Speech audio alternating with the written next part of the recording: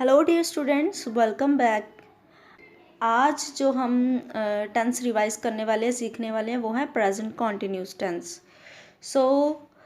सबसे पहले हम जानेंगे कि इसकी क्या पहचान होती है। चलिए सबसे पहले जानते हैं कि प्रेजेंट कॉन्टिन्यूस टेंस की क्या पहचान होती है। प्रेजेंट कॉन्टिन्यूस टेंस जो होता है, इसमें इसकी जो फर्स्ट नंबर पे पहचान है वो है actions started in the past but still going on. यानी कि पास्ट में, भूतकाल में कुछ कार्य जो हैं वो शुरू किए गए थे, लेकिन वो अभी तक पूरे नहीं हुए हैं। अभी तक वो कार्य जो हैं वो चल रहे हैं। ये इसकी पहचान है। अब नंबर 2 पे जो इसकी पहचान है वो ये है कि एक्सप्रेसिंग सम हैबिट और बिहेवियर, किसी आदत या व्यवहार का अध्ययन करने के लिए। यानी कि आपकी कोई आदत है, आप कंटिन्यू कर रहे हैं, पास्ट से काफ़ी टाइम से आपकी कोई आदत है कि आप सुबह जल्दी उठ रहे हो, ठीक है, आप डेली सैर करने के लिए जा रहे हो। तो इस तरह से जो हमारी यूजुअल हैबिट्स है उनके लिए भी प्रेजेंट कॉन्टिन्यूस टेंस का इस्तेमाल किया जाता है। अब बात करते हैं नंबर 3 पे, जो कि है for some plan and future. आपने फ्यूचर के लिए कोई प्लान किया हुआ, जैसे आप सुबह दिल्ली जा रहे हो तो वो भी प्रेजेंट कॉन्टिन्यूस टेंस में आएगा। आप जैसे कल किसी टूर पर जा रहे हो, वो भी प्रेजेंट कॉन्टिन्यूस टेंस में आएगा। इस तरह से ये जो है इसकी पहचान है। हम मीनवाइल ये याद रख सकते हैं कि ऐसे सेंटेंसेस जिसमें कुछ इस तरह के कार्यों का उल्लेख किया गया हो जो पास्ट में, भूतकाल में शुरू किए गए थे लेकिन अभी तक ख़त्म नहीं हुए हैं, अभी भी वो कंटिन्यू हो रहे हैं, वो जारी हैं, वो चल रहे हैं। इसके नाम में ही कॉन्टिन्यूस है, तो उससे ही पता चल रहा है कि कंटिन्यू होना, जारी होना, यानी अभी तक चलना। चलिए अब बात करते हैं इसके रूल की, जिसके अकॉर्डिंग हमें याद रखना है कि प्रेजेंट कॉन्टिन्यूस टेंस की क्या, जब हमने प्रेजेंट कॉन्टिन्यूस टेंस के सेंटेंसेस बनाने हैं तो हमें किस रूल को अप्लाई करना है। तो आपको बता दूं कि जो प्रेजेंट कॉन्टिन्यूस टेंस है उसके रूल में सब्जेक्ट तो सबसे पहले आता ही आता है। इसमें मेन याद रखने वाली बात है is am are plus V1 के साथ ING। ये जो सेक्शन है वो याद रखना बहुत ज़रूरी है, क्योंकि इसी के अकॉर्डिंग हमारा जो सेंटेंस है उसकी फॉर्मेशन होती है। तो इसमें हमें 3 हेल्पिंग वर्ब्स जो है वो याद रखनी है, इज, एम एंड आर, और साथ में हमेशा प्रेजेंट कॉन्टिन्यूस में वर्ब की फर्स्ट फॉर्म के साथ ING ही आएगा।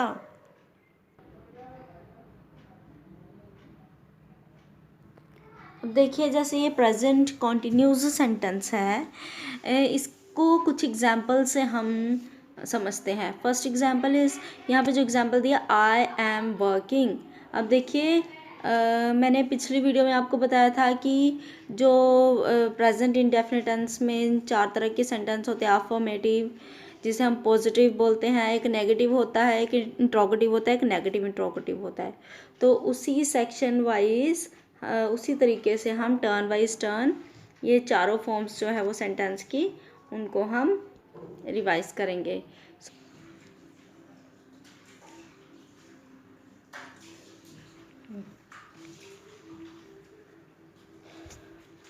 एग्जाम्पल्स के थ्रू इसको समझने से पहले हम यहाँ पे कुछ पॉइंट्स को रिमेंबर करते हैं। कुछ याद रखने वाले जो पॉइंट्स हैं वो है कि हमारे पास 3 ही हेल्पिंग वर्ब होती हैं, इज़, एम एंड आर। उनमें से सबसे जो फर्स्ट है वो है एम। अब देखिए, जो एम है ये सिर्फ एक ही सब्जेक्ट के साथ आती है। हेल्पिंग वर्ब जो है आई जो है वो फर्स्ट पर्सन होता है, और फर्स्ट पर्सन आई जो प्रोनाउन है उसके साथ हमेशा एम का इस्तेमाल होता है। इसके अलावा एम का इस्तेमाल किसी और सब्जेक्ट के साथ नहीं होता है। अगर हमारे पास सब्जेक्ट में ही, शी, इट या फिर किसी भी प्रकार से सिंगुलर सब्जेक्ट होगा तो हमें हमेशा इज़ हेल्पिंग वर्ब का इस्तेमाल करना है। इसके अलावा कोई हेल्पिंग वर्ब हम ना ही एम करेंगे ना ही आर करेंगे। हमेशा सिंगुलर सब्जेक्ट के साथ इज़ का इस्तेमाल होता है। ओके, अभी बात करते हैं आर की।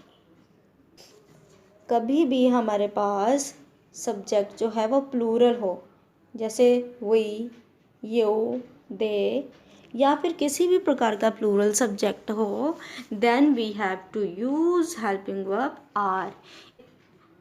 इसकी यही पहचान है, आर जो है वो प्लूरल हेल्पिंग वर्ब है, इसीलिए ये प्लूरल सब्जेक्ट्स के साथ आएगी। चलिए एक एग्जाम्पल के ज़रिए हम प्रेजेंट कॉन्टिन्यूस सेंटेंस को समझते हैं। प्रेजेंट कॉन्टिन्यूस टेंस को समझने के लिए चलिए एक एग्जाम्पल लेते हैं। यहाँ पे एग्जाम्पल दिया, आई एम वॉकिंग। अब देखिए आई एम वॉकिंग में इन्होंने एम प्लस V1 के साथ, V1 यहाँ पे first form of the verb कौन सी है, वर्क, उसके साथ हमने ING, ये जो है फर्स्ट फॉर्म है और इसके साथ हमने ING का इस्तेमाल किया है और ये हमारा हो गया आई एम वर्किंग। इसका मतलब है मैं काम कर रही हूँ। अब हमारा अगला सेंटेंस है यू, वी, दे। अगर हमारा सब्जेक्ट प्लूरल है हमें आर लगा देना और सीधे वर्ब की फर्स्ट फॉर्म कर देनी है और हमारा ये हो जाएगा we are working, you are working, they are working. आप काम कर रहे हो, हम काम कर रहे हैं, वो काम कर रहे हैं। अब नेक्स्ट सेंटेंस है ही, शी, इट। कोई भी सिंगुलर सब्जेक्ट हो उसके साथ इज़ हेल्पिंग वर्ब का इस्तेमाल होगा। सो ये जो इज़ हेल्पिंग वर्ब है ये हमेशा सिंगुलर सब्जेक्ट के साथ आएगी। तो ये सेंटेंस कुछ इस तरह से बन जाएगा, वह काम कर रहा है, ही इज़ वर्किंग, वह काम कर रही है, शी इज़ वर्किंग, एंड ये काम कर रहा है, इट इज़ वर्किंग। हमारा हो गया प्रेजेंट कॉन्टिन्यूस का पॉजिटिव फॉर्म। अब बात करते हैं नेगेटिव फॉर्म की। नेगेटिव फॉर्म में क्या होता है, नॉट का इस्तेमाल होता है और कभी भी नॉट का इस्तेमाल करना हो तो हमें नॉट को हेल्पिंग वर्ब के बाद लगाना होता है। अब देखिए फर्स्ट वर्ड वहाँ पे जो फर्स्ट सेंटेंस था आई एम वर्किंग, अब हमने क्या करना है, एम के साथ सीधे नॉट का इस्तेमाल कर देना है और ये हमारा हो जाएगा आई एम नॉट वर्किंग। ये देखिए आई के साथ एम, अगर हमें इसको शॉर्ट फॉर्म में लिखना हो तो हम वो कुछ इस तरह से लिखेंगे, आई अपोस्ट्रोफ एम कर देंगे तो ये आई एम होता है। ठीक है, तो हमारा ये हो जाएगा, हमने सीधे एम के साथ नोट का इस्तेमाल कर दिया। Now next sentence is you, we, they. इस तरह से था तो उसके साथ आर का इस्तेमाल था, सीधे हमने हेल्पिंग वर्ब के साथ नोट का इस्तेमाल कर देना और हमारा ये बन जाएगा you are not working, we are not working, they are not working. तो ये कुछ इस तरह से हो जाएगा। इसमें याद रखने वाली बात है कि आर नॉट की शॉर्ट फॉर्म आंट होती है। इसे क्या बोलते हैं, आंट, आंट बोलते हैं इसे। चलिए अब बात करते हैं सिंगुलर सब्जेक्ट की। अगर सिंगुलर सब्जेक्ट हो तो हमें पता है इज लगता है, हमने पीछे पॉजिटिव फॉर्म में ऐसा किया है तो हमने सिर्फ नॉट का इस्तेमाल कर देना है इज़ के साथ, बाकी हमारा सेम टू सेम वैसे रहेगा। और ये इज़ नॉट की शॉर्ट फॉर्म है। इज़ नॉट की शॉर्ट फॉर्म इज़ंट होती है। क्या होती है, इज़ंट। चलिए बढ़ते हैं आगे। अगर हमारे पास क्वेश्चन में सेंटेंस हो जिससे हम इंट्रोगेटिव सेंटेंस बोलते हैं, क्या बोलते हैं इसे, इंट्रोगेटिव सेंटेंसेस। तो इस तरह से अगर सेंटेंसेस हो तो हमने क्या करना है, सीधे हेल्पिंग वर्ब जो है उसे उठा के स्टार्टिंग में लगा देना है एंड लास्ट में क्वेश्चन मार्क।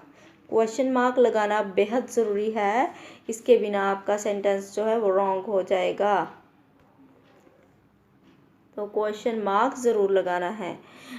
यह ऐसे हो जाएगा, एम आई वर्किंग, लास्ट में question mark, are you working, last में question mark, you are we working, are they working. तो इस तरह से are we working, are we working, are they working. अब बात करते हैं इज़ की। अब हमने क्या करना है, क्वेश्चन मार्क इंटरोगेटिव सेंटेंसेस के लिए सीधे हेल्पिंग वर्ब को आगे उठा के लगा देना होता है। तो जगह is he working, is she working, is it working, तो ये हो जाएगा। सो इस तरह से आज हमने इस वीडियो में ये समझा कि प्रेजेंट कॉन्टिन्यूस टेंस में सबसे पहले subject, then is am are और वी वन के साथ आई एन जी का इस्तेमाल होता है, एंड नेगेटिव में हम हेल्पिंग वर्ब के साथ नॉट का इस्तेमाल कर देते हैं, और इंट्रोगेटिव में हमने क्या करना है, सीधे हेल्पिंग वर्ब को उठा के सब्जेक्ट से पहले लगा देना है और बाकी सेंटेंस वैसे का वैसे।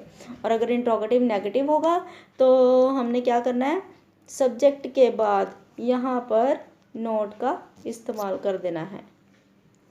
सो ये थी हमारी आज की वीडियो। आज की वीडियो में हमने जाना कि प्रेजेंट कॉन्टिन्यूस सेंटेंस जो है उसमें किस तरह से is am are helping verb का इस्तेमाल किया जाता है वी वन के साथ लगा के, और कब ये सेंटेंसेस जो है वो इस्तेमाल किए जाते हैं। Okay, thanks for watching till the last.